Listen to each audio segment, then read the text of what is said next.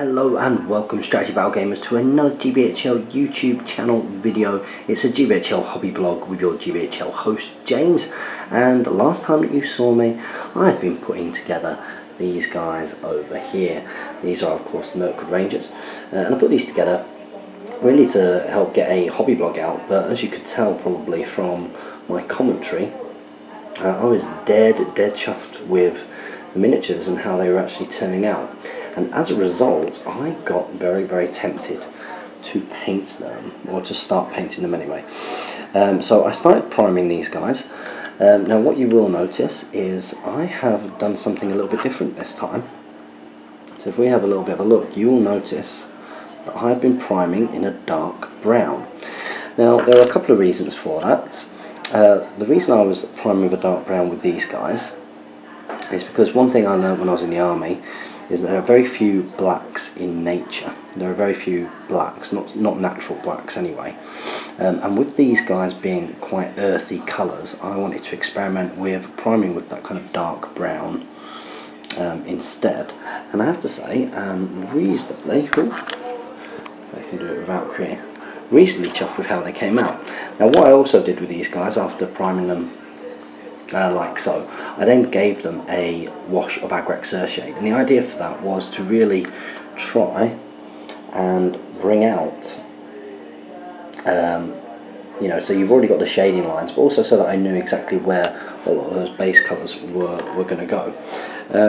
Now once I started that, I was actually really chuffed with how that was turning out. And also for Hotcakes Gaming at the moment, I am putting together my Alchemist team. So at the same time, these guys have been a little bit of a priority because I've got season 2 of Guild Ball Match reports coming up. If people haven't gone and checked that out, do.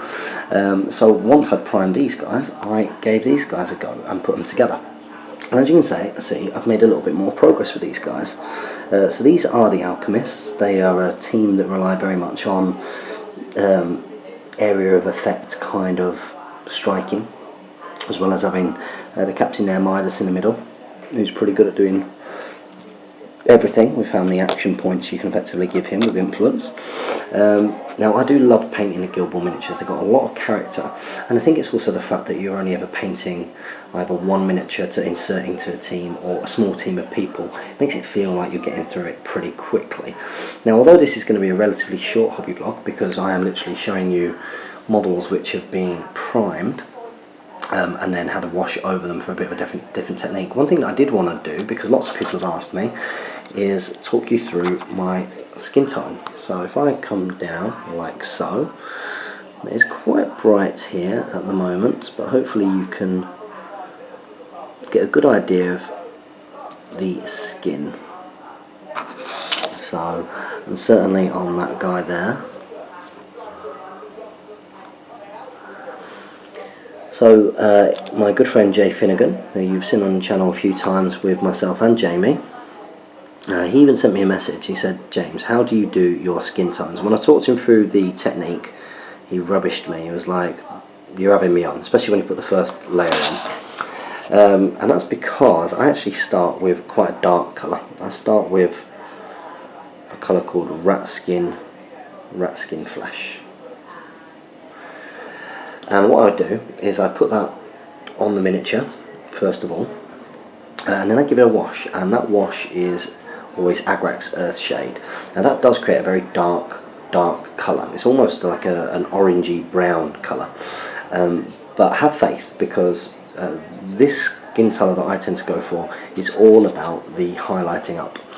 So at which point, once I've inked it and it's dried and you've put that wash over the Ratskin Flesh, I then put another layer of Ratskin Flesh on over the top, but allow the darkness in the crevices.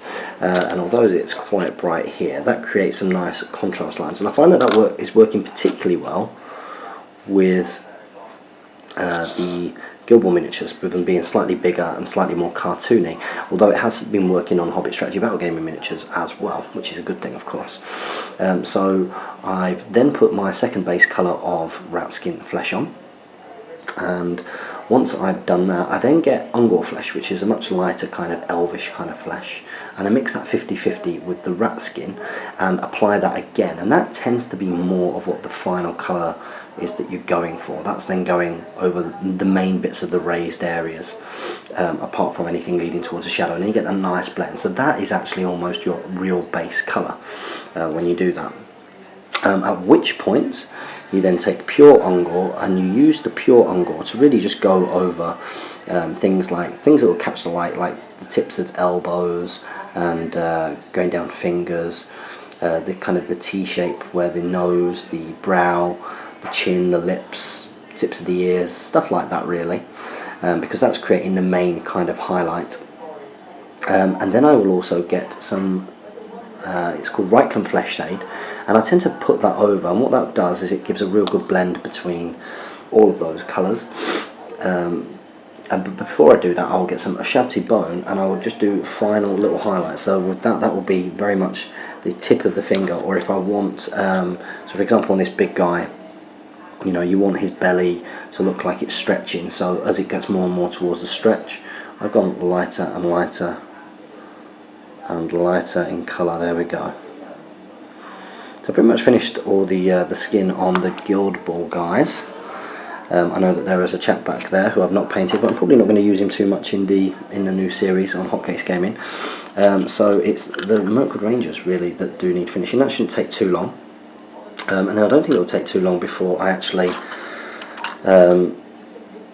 start getting the greens and the browns on and start thinking about the bases on these guys. They weren't on the queue really at all, well, they weren't particularly high up on the queue. Now I do have some sad news, and that is unfortunately that you will have seen me putting together a rather beautiful Thranduil on foot.